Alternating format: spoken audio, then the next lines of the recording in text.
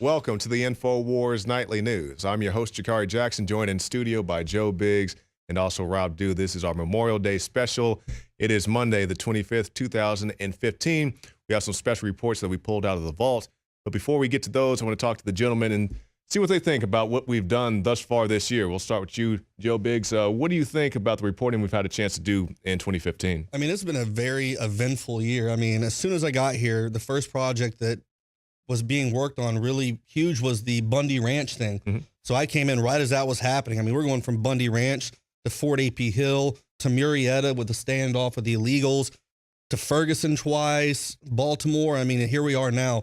I mean, it has been an epic year. That going down to Mexico looking for ISIS. I mean, it's been an intense time here at INFOWARS. Showing that the river can be crossed at any time. Oh, yeah. I mean, and going out and proving time and time again at the border, you as well with Kit Daniels and Adon and myself, and, you know, showing that the border is pretty much non-existent, and the fact that our government continues to let these people come over. Meanwhile, you know, we go to a checkpoint 126 miles away from the border, and we're harassed, and we're asked if we're American citizens. But they bust these guys in with no paperwork, no loyalty to our country whatsoever, and they're given a free pass everywhere. Yeah, and it just came out that there was a lady who made a short video, and that's the great thing about people with their cell phone cameras. She saw a FEMA bus. She asked them, what are you doing? They were taking Africans over to a federal penitentiary. They came in seeking asylum, so they take them there first to, I guess, figure out who they are. I guess if they're criminals, they let them stay, and if they're not, then they send them back because they know it's been proven that they're letting out the criminals, the illegals that are criminals. They're letting them just out on the streets. It's ridiculous. Yeah, so all that and so much more. We don't have time to talk about it all, but we will talk about a few selections that we all picked out. A few of the guys picked out a few of the videos, and we'll start with the one I made. Now, I sometimes make show intros for the Alex Jones Show, and this one was one of my more recent ones. It's called Cocaine Blues. It's the tale of the CIA. We must wage what I have called total war against public enemy number one in the United States, the problem of dangerous drugs. Took a shot of cocaine and away I run. But William Robert Tosh Plumley is our guest. I've been called over the years the CIA's Forrest Gump. When I'm starting flying cocaine back into this country to carry on an operation in violation of the Bolton Amendment, I began to have a little bit of a conscience about that. The Reagan administration's determination to sell arms secretly to Iran and to help guerrillas fighting the Marxist government of Nicaragua despite congressional objections was the engine that drove the Iran-Contra policy. Secretly, Lieutenant Colonel Oliver North devised a scheme to finance the Contras by overcharging Iran for the weapons. You're an anti-terrorist expert. Iran was officially a terrorist state. You went around telling that. I wanted those. Mr. Vice President, the question is, out of there. And if you're not with them, cops and military, then you will declare that you're with the Republic now. I am a former Los Angeles police narcotics detective, and I worked South Central Los Angeles, and I will tell you, Director Deutsch, the agency has dealt drugs throughout this country for a long time. Mr. Webb, I was wondering if you have ever gotten a chance to look into the rumors and reports that Mena, Arkansas was a major drug transshipment center during the 80s. For those people who don't know, there was a major drug trafficker named Barry Seal who was based his air fleet at Mena, which is a tiny little airport up in the mountains of Arkansas. Russell Welch, criminal investigator for the Arkansas State Police. Did Barry Seal ever say to you, I work for the CIA? He said he had worked for the CIA. Unit 5 has learned in the early 1980s, even before his arrest, Seal had bought one of his planes from a CIA front, Air America. The plane was used by Seal for drug smuggling, and the CIA company was paid in the traditional drug dealer fashion of $300,000 in cash. Last night in Louisiana, Barry Seal's enemies caught up with him and killed him. Tonight, 3 men are in custody. NBC's Brian Ross reports that Seal was about to testify for the government once again. Well, how you think the crack rock gets into the country? We don't own any planes. We don't own no ships. But we are not the people who are flying and floating in here. Back when this all first came out, people didn't believe the CIA was bringing drugs in. I didn't believe it. Even when Gary reported the story, and I was like, this guy Gary, what is he talking about? I was involved with the CIA, and no way. It wasn't until the CIA themselves put out their report. I mean, that was when it really hit me that, hey, Gary was right. And Jakari, you did that intro without any prompting. You just kind of took it upon yourself, collecting graphics and stuff. But back on Friday, I covered a story when I was sitting here with Alex, and it was about the DEA got busted. 2 DEA agents were running a strip joint where people, they had Brazilian and Russian immigrants, illegal immigrants, and these people were also selling their bodies for sex, and that was all documented.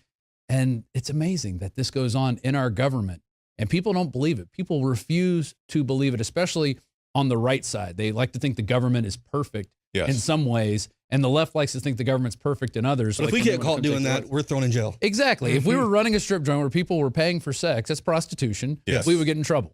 And yet DEA agents are doing it on DEA time. And they were checking probably trafficking involved in there as well. Everything. Totally. Yes, Drugs. They're involved in this stuff.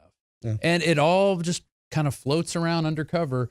And it's only when they're caught and they probably did something wrong, pissed off the wrong person, so they got outed. Those who abide by the code get to keep operating. Yes. Yeah, it's disgusting. So let's move on. What do you guys have?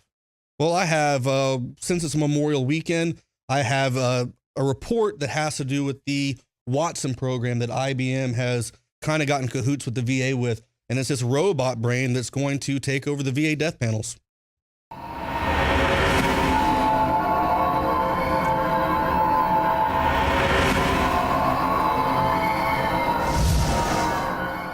In focus, and 3, 2, 1. Tonight, IBM, friend or foe? IBM has been announced as the winner of a long-term VA contract to modernize the electronic health records management system for the embattled VA. IBM will utilize the latest technology to provide up-to-the-minute care for veterans all across this great country. The VA released a statement. We are serious about health of our nation's heroes and are sparing no expense to update, modernize, and create an efficient system to diagnose and provide real-time healthcare solutions for those who've served our country. We thank IBM, a company that has a long history providing cutting-edge information technology solutions, for stepping in, providing leadership and experience that will be valuable to our country and save taxpayers money. Hold on. This isn't who we are. No.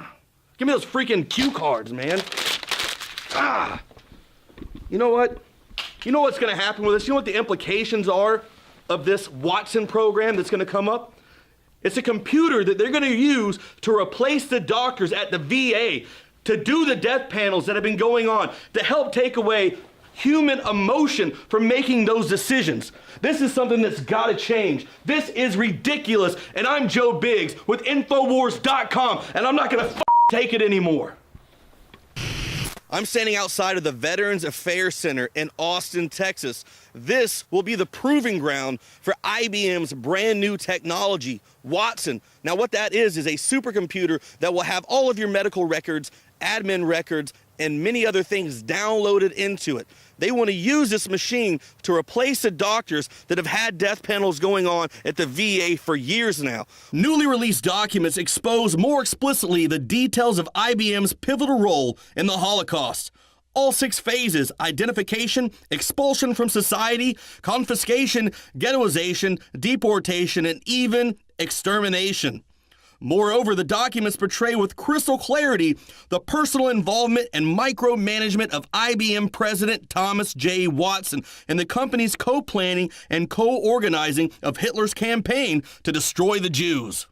Why is the Department of Veterans Affairs awarding IBM with a large contract to bring in Watson, a new technology that will be used to replace doctors in an already failing VA health system? Why are they naming it after Thomas J. Watson, the founder and president of IBM? Did you know this man was responsible for making the machines that created punch cards with a coding system to label and eventually kill thousands of Jews? This machine would generate codes to be tattooed on prisoners in Hitler's concentration camps. This man committed genocide by any standard, and IBM and the VA want to throw it in our face clear as day and name it after that monster. If this doesn't piss you off, I don't know what will. Hitler was so impressed with what Watson had done for the Third Reich that he awarded him with a special award, created specifically for the occasion, to honor extraordinary service by a foreigner. The medal was the Order of the German Eagle with Star, bedecked with swastikas, and was to be worn on a sash over Watson's cold, dead heart. Why do they want to put a machine in charge of your health, you might ask yourself? They do it so this pre-programmed evil robot can make the life or death decisions about you, the veteran, instead of the doctors that have received so much flack from the VA scandal over the last year.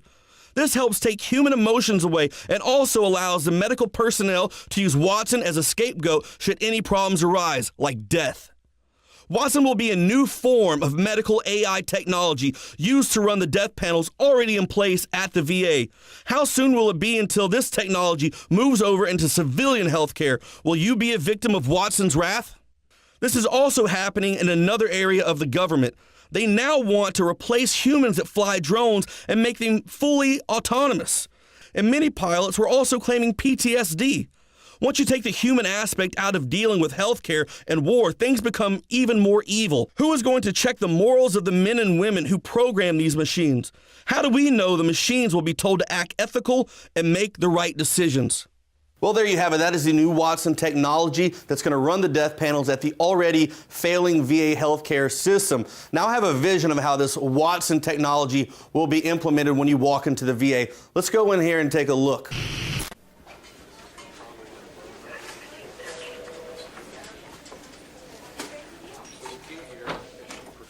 Next.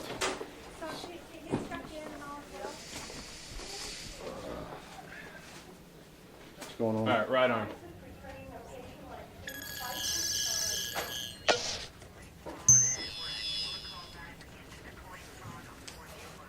All right, Watson has determined you need to step in the medical chamber, so go ahead.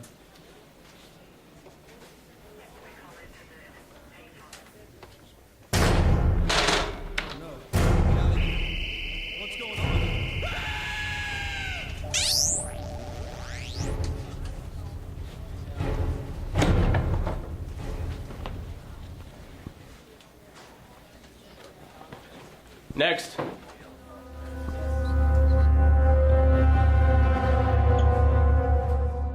And the interesting thing about that, we all have computers, we all have phones. You experience a computer glitch, your phone freezes, you have to restart it. So what makes people think that some big IBM computer is going to be immune to that? That mistakes will not be made, whether it's with that or with self-driving cars. Mistakes do happen, and then it's going to be whose fault is it? Is it going to be IBM's fault? Well, what'll happen is they'll kill a bunch of people, or they'll line up a bunch of people in these death panels and then go, oh, it was a glitch. We didn't know. Now we're fixing it. Well, if people don't expect it to be a death panel, just look at the history of the guy it's named after. Yeah. Watson was creator of the program that was tattoo machine. Yeah. And it's just that, and that's another example of it just being right in your face and government colluding with total criminals to just try to run people's lives. I've got one kind of branching off that. It was a report called "Will Google Use Aborted Babies in Their Quest for Immortality?" I put this out in March, and it kind of talked about Google and their life extension technologies, how they're investing in that. And then there's this company in California that's taking aborted baby organs and then growing them to transplant size. So now that's going to be their new excuse for more abortions is, well, we're going to take these and reuse these unwanted babies for people who are already alive, and now we're going to help them. And I just think it's totally disgusting. Last week we were out at the abortuary, the Planned Parenthood over on South Congress, really trying to shed light on this. That it's not just the history of Planned Parenthood, but also their founder, Margaret Sanger. Right. And then we had the commies come out who were pretending like they were anarchists and just totally for this supporting a known racist while calling us racist. Yes. Ridiculous. So we'll go to that report now, and then I guess we have more to talk about.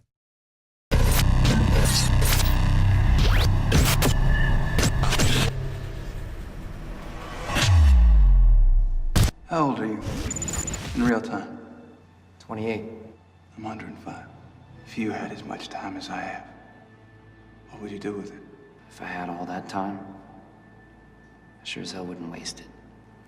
The movie End Time seems to be a perfect metaphor for what's going on in our daily lives now. We don't seem to ever have enough time. Even though with all this great technology and all these advances, we're still always running behind, trying to catch up, never getting enough done.